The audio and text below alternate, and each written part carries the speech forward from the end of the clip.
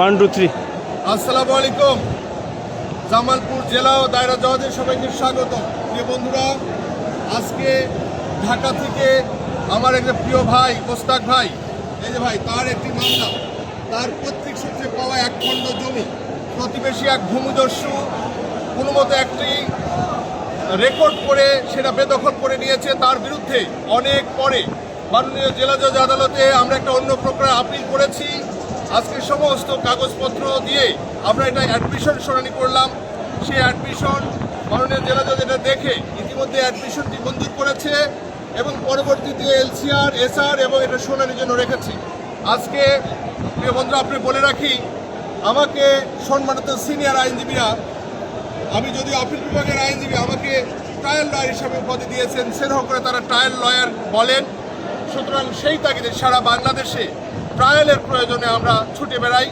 আজকে আমার সাথে ছিলেন বাংলাদেশ সুপ্রিম কোর্টের বিশিষ্ট আইনজীবী এবং একসময় প্রথিতযশা আইনের শিক্ষক, বাংলাদেশ সরকারের মাননীয় attorney general AAG doctor Shoaib Mahmud আমার সাথে ছিলেন।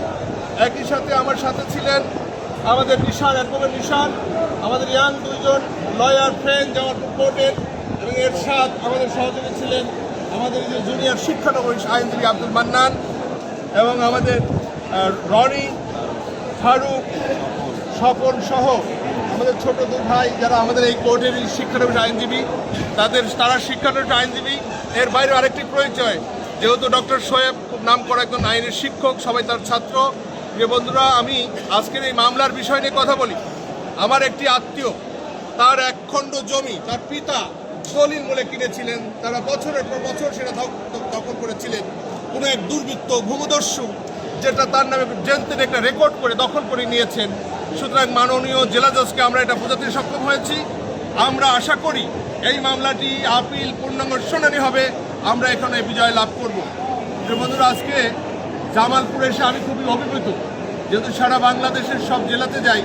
আমার মনে হয় জামালপুরের মানুষ, বিশেষত জামালপুরের উকিল ভাইয়েরা আমার মনে খুব বেশি আপ্যায়ন প্রিয়। যে যখন যার সাথে দেখা হয়েছে তারা চেষ্টা করেছেন আমাদেরকে একটু আপ্যায়ন করতে, একটু চা কফি খাওয়াতে।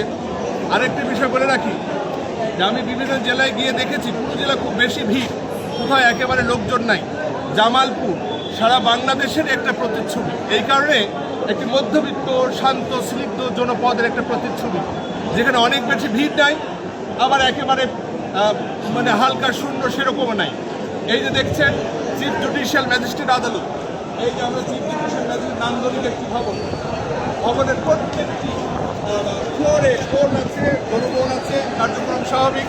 এই পাশে আছে মাননীয় জেলা জজ বাহাদুরের ভবন, এবং এই আদালত কক্ষে ঢুকতেই একটি মোটরসাইকেল এবং গাড়ি রাখার গ্যারেজ রয়েছে, প্রহরীদের এবং আইনজীবীদের বসার জন্য আলাদা স্থান রয়েছে। আমার দৃষ্টিতে বাংলাদেশের যে প্রতিচ্ছবি, সেই প্রতিচ্ছবি হচ্ছে একটা মধ্যবিত্ত জীবন, একটা সাদামাটা জীবনের যে প্রতিচ্ছবি, সেটা জামালপুরে সেই ফ্লেভারটা আপনি পাবেন, একটা স্নিগ্ধ জায়গা। এবং প্রিয় বন্ধুরা, বলে রাখি, এই জেলাটি জামালপুর জেলা শুনলেই মানুষ মনে করে ময়মনসিংহের একটি অধস্তন একটি জেলা। বিষয়টা আসলে তা না।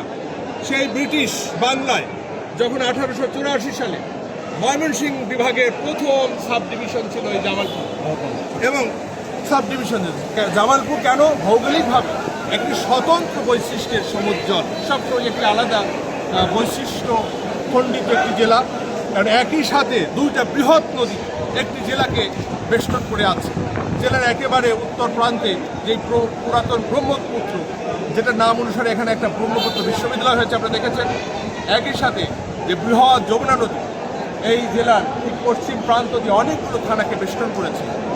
এই পারে জামালপুর, ওই পারে বগুড়া, এবং শুধু তাই নয়, এখানে ঢাকা বা টাঙ্গাইলের পাশে, দক্ষিণ পার্শ্ব, উত্তর পাশে শুধু মেঘালয়কে বেষ্টন করে আছে।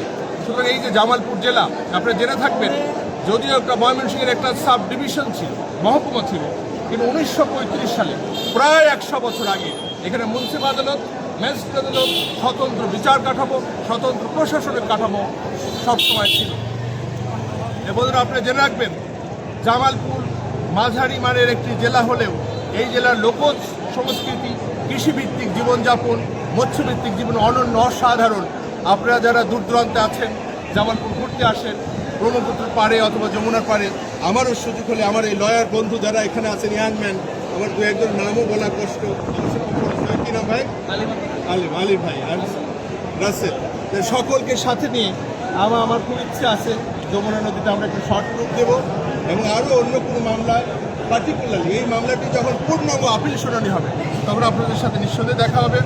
একই সাথে আজকে আমি আবার ধন্যবাদ জ্ঞাপন করছি আমাদের যে লালন মানে ফারুক, অ্যাডভোকেট ফারুক সহ যারা আমার নিশান সহ আমার যে মান্নান শিক্ষানবিশ আইনজীবী সহ ডক্টর সোহেব মাহমুদ সহ এরশাদ সহ সকলকে ধন্যবাদ দিয়ে সকলের কাছ থেকে দোয়া চেয়ে অন্য কোনো জায়গায় আবার অন্য কোনো উপখ্যানে কোনো মামলার প্রয়োজনে দেখা হবে। ধন্যবাদ সকলকে। আসসালামু আলাইকুম।